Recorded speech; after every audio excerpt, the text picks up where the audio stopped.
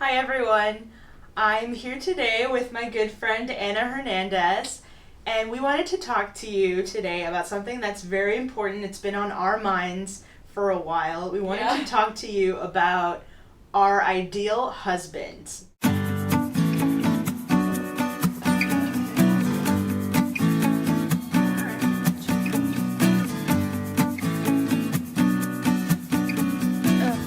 I recorded it, hang on.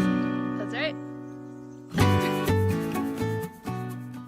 So there are lots of reasons why it's important for you to have high standards for your future husband if you're an unmarried woman. And we wanted to talk about those reasons today.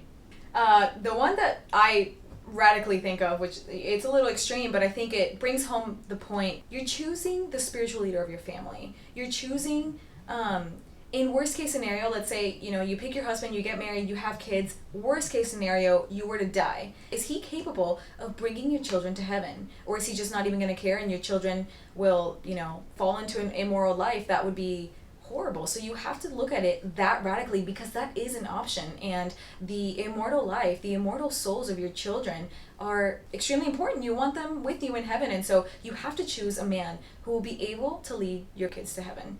Yeah, and statistics have shown that in a home where the mother is the spiritual leader of the family, there's a higher chance that the children will leave the faith. Whereas in a home where the father is the spiritual leader of the family, there's a very, very low chance that the children will eventually leave the faith. So we just did a podcast with our friend Adrian, and we've been talking about sort of biblical complementarity, biblical femininity, and what it means to be submissive and subordinate to your husband.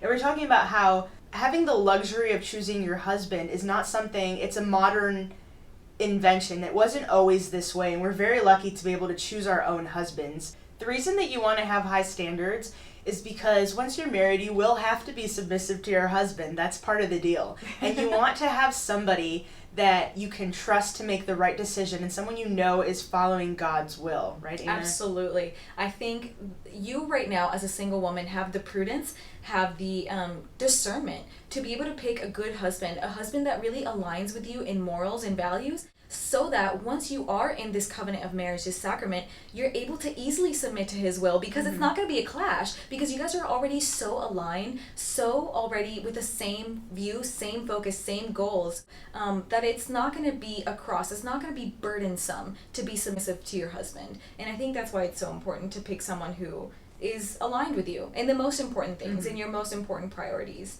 God fulfills the desires of your heart, so don't settle. Know that God will provide the man who is meant for you, who you're supposed to live life with, and don't pursue a man. Let him pursue you. And I think it's really important to hold that truth too. Yeah, and have faith in the power and the providence of God. Absolutely. He does have someone for you, and don't cut yourself short. Don't lower your standards. Yeah, don't settle. Don't settle. Yeah. It's not worth it. Yeah.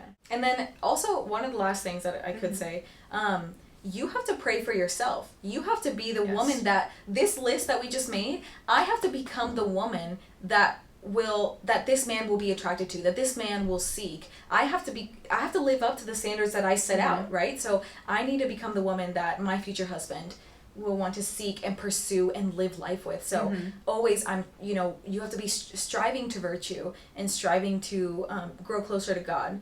And in that way, your future husband will be running to God right alongside you. That's right. All right.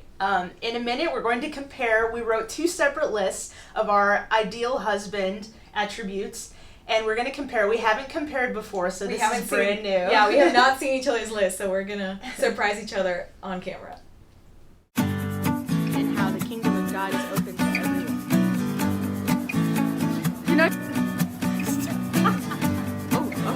Okay.